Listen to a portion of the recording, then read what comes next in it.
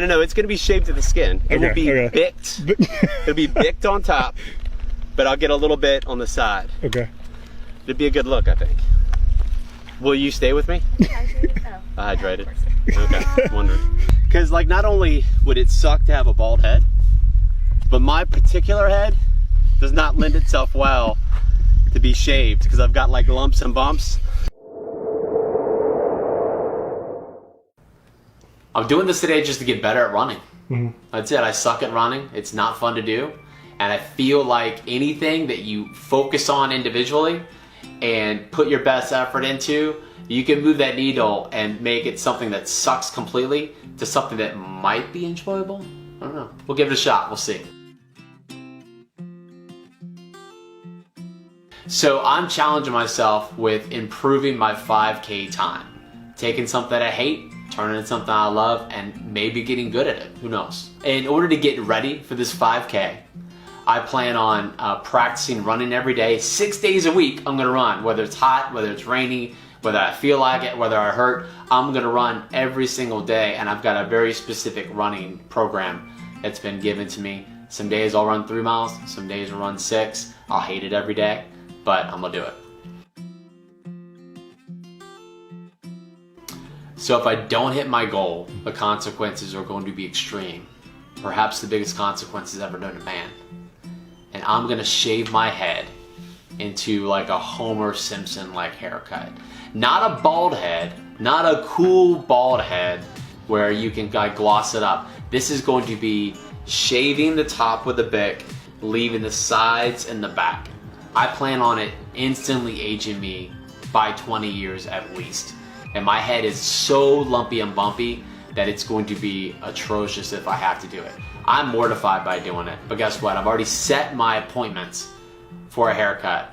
I'm either gonna get a great haircut or a Homer Simpson haircut, depending on whether I can run my 5K in over or less than 8 minutes. That's the goal, those are the consequences. It's serious. So quick tips and tricks in order to improve my running that I've taken on is doing a proper warm-up. Like warming up fully, not just stretching for 20 seconds and heading off on your run. I'm talking about 10 minutes of real workout, a standardized warm-up program in order to get into it.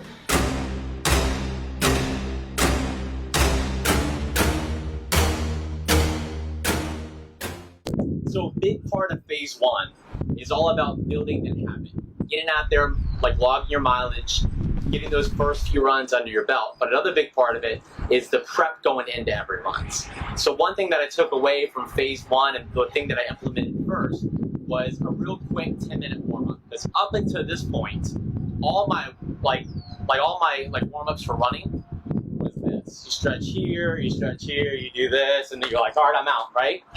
But it's so much more than that. It's so important to warm up all your muscles, to train your body in order to keep the proper form. Phase 2 is all about improving my running form. These are some of the tips that I use to get better during this time. Number 1, keep your spine straight and your shoulders relaxed with a slight forward lean. You want to take short, quick steps and allow your feet to make contact with the ground when they're directly below you. Do not overextend your leg. It's like applying the brakes over and over again. Gaze about 10 to 15 feet ahead of you and not down at your feet.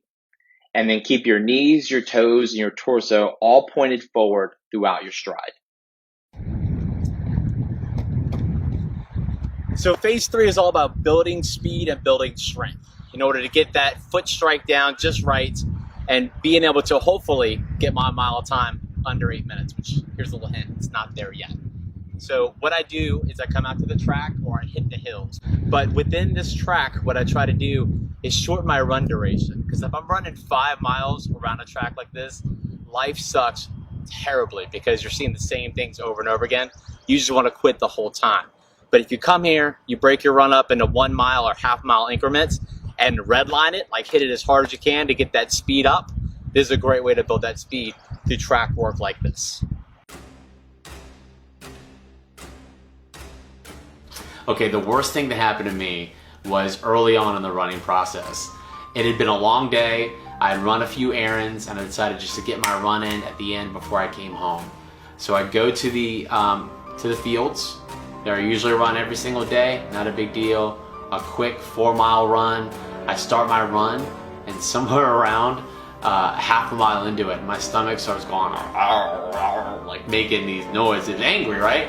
And so I'm like, okay, I feel a little backed up, like maybe I gotta take care of some business. But I ignore it. I was like, no, I'm gonna keep running. I'm gonna finish it up. About a mile down the road, it's like go time. Forget about it. Like I had to make a decision. I had to break it. So I ran as quick as I could to the bathroom, struggled to open up the door, and then I realized it's COVID season and everything was on lockdown. The bathrooms aren't available, everything's locked. So in a fit of desperation, I run into as much of nature as I could get to before I exploded. I looked to the left, I looked to the right, I didn't see anybody. I go into the heavy high bush thinking I'm safe, and I use the restroom in there, and I thought it was gonna be a quick 30 seconds. It took a little longer. I had to use a headband, which I left there. I didn't take it back with me, right? I left everything behind. And as I was leaving the bushes, I realized that there was a guy not too far away that had a perfect shot at what I was doing. So he knew that you had to poop, and he knew what was going down. But ultimately, when it's all said and done, I got the ultimate pro tip, which is to always poop before you run, if you have to. Even if you don't have to, try. I mean, no. What's up, guys? This is the day of the final challenge. It's a wonderful Sunday morning. The sun's out. We wanted to get out nice and early so it wasn't going to be too hot. But to be honest, I'm a little nervous today, guys, because out of the last 90 days, I've broken that 8-minute mile mark just once. And I think the wind was to my back. I might have mistimed it. I don't know what happened, but I only did it once. Everything else has been nowhere close in the last week. So I'm gonna have to find another gear sometime this morning.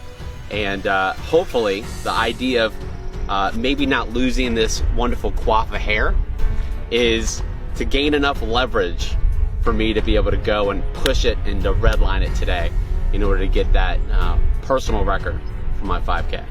So the prep for today was really easy. About 2 hours ago, I took in a little bit of carbohydrates to get my body primed. I'm going to go on just on a light jog, maybe about a half a mile to get that under my belt. And then I'm gonna do some light warm-ups like I've been doing this entire time.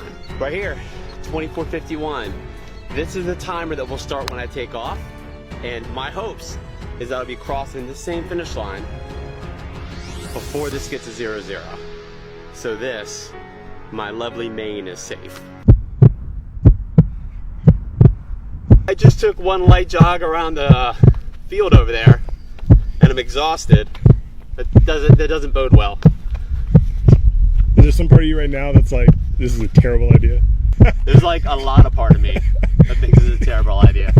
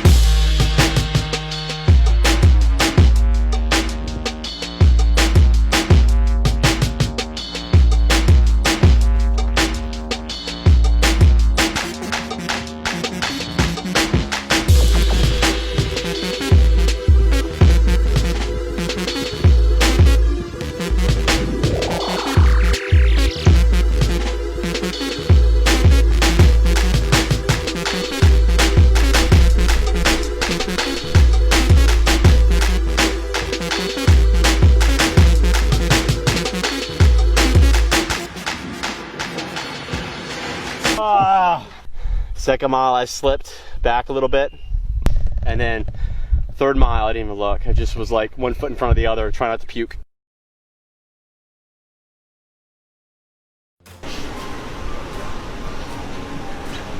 Who's this guy walking in? Do what? So who's this guy walking in? Yeah. Yeah, what's going on, baby? Oh yeah. All right. My head is jacked up too, so yeah, it'd be bad.